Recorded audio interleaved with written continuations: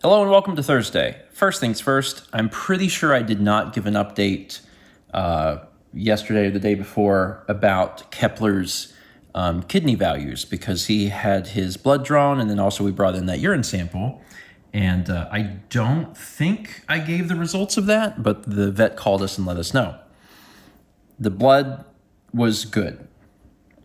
His blood is good, which is good. His potassium is low, but that's because his potassium was low before and we had been giving him a supplement. And then after this event, we were told to take him off the supplement because it could interfere with things. But now they're like, his potassium's low and he's gonna have to go back on the supplement. So not a big deal. We sprinkle the stuff over his food. You gave him that today too? Yes. Cool. Mal took care of the feeding this morning.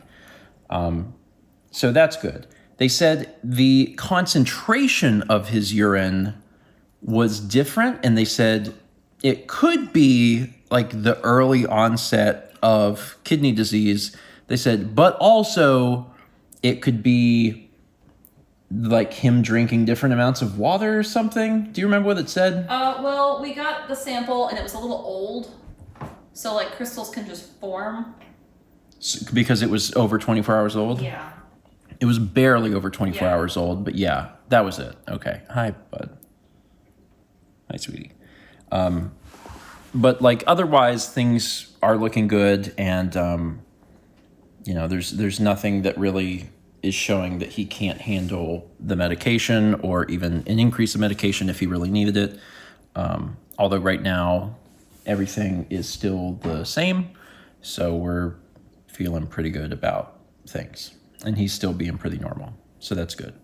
The other thing that happened today is that I beat Metroid II, Return of Samus for the Game Boy. I started it last week, and I finished it today. Similar to Metroid 1, it was a 2-stream deal. It was, it's not a very long game. I think my playtime on it was 5.5 hours, and that was a little longer than it actually was because there were definitely times where I just let it sit during breaks. Because if you pause it, then there's no music, and I wanted music to play during the break, so I just let it play. So it's probably a little closer to 5 hours. But yeah, I enjoyed it, and I will talk about it in a bit. First, we're going to go out to the garden because things are growing. I also have aphids I need to go deal with. Things are growing, and things are attacking. Yes. I hate that. Also, look at you, little buddy. Aren't you just the sweetest little thing? Yeah. You doing good?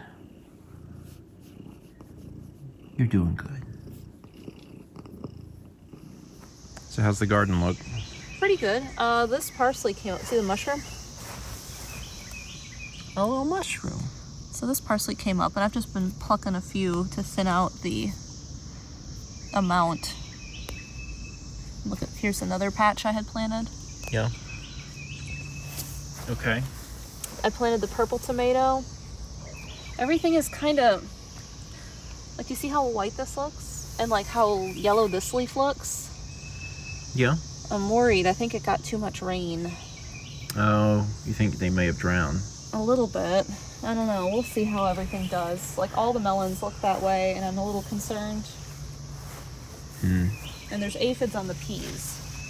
So, like, if I look real close, let me see if I can find some for you.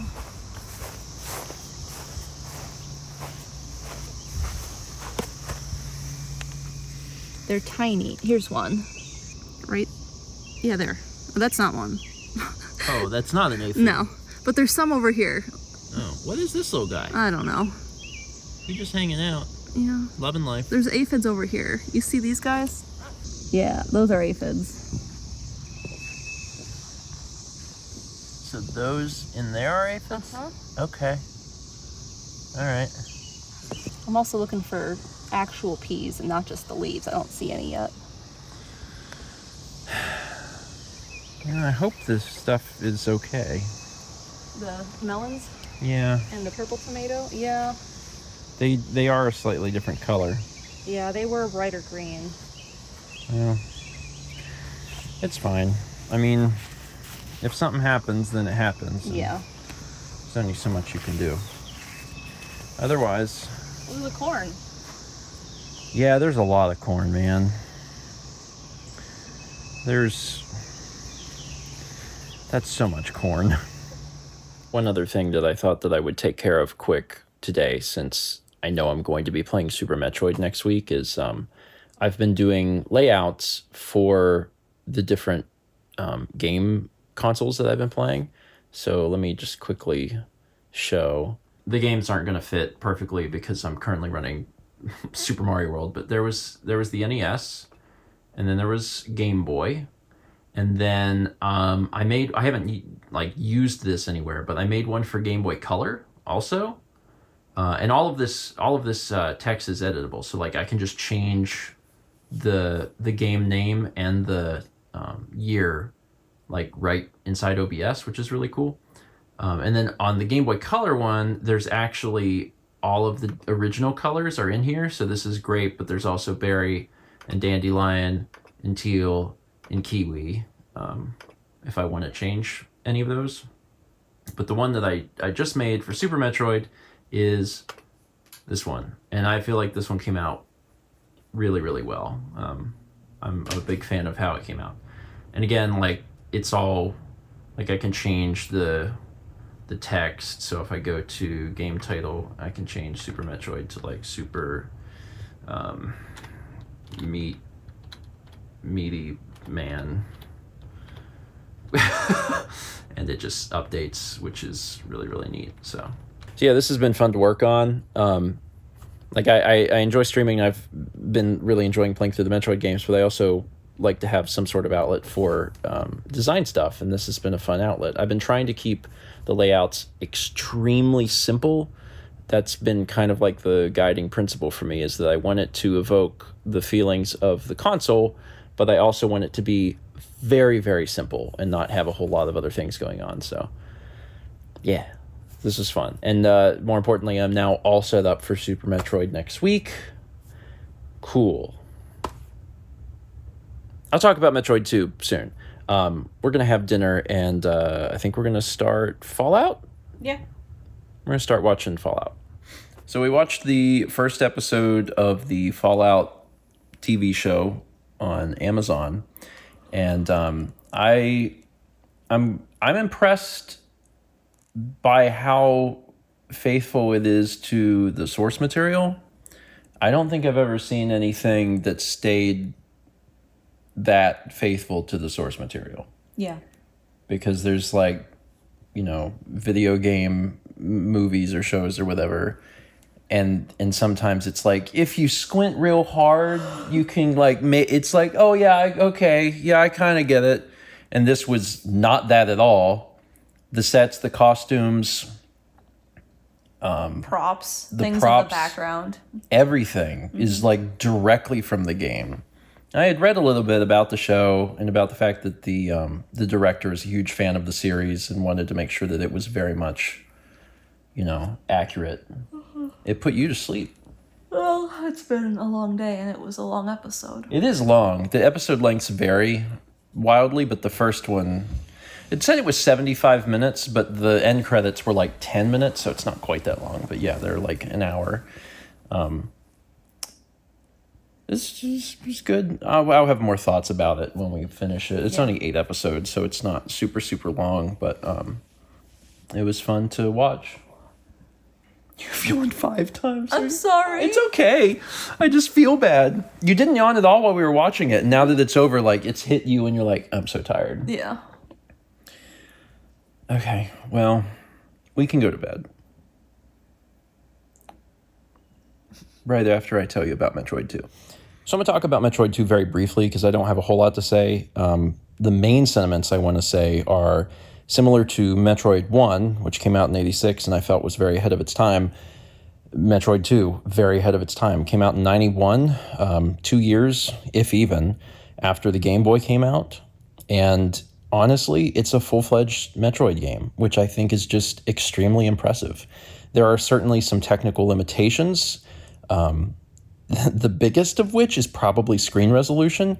You don't have a lot of screen real estate, and they chose to make Samus normal sized instead of shrinking her down. And I feel like that was the right call, but it really is one of those things where the scope of the game and what was imagined kind of exceeds the hardware that they had.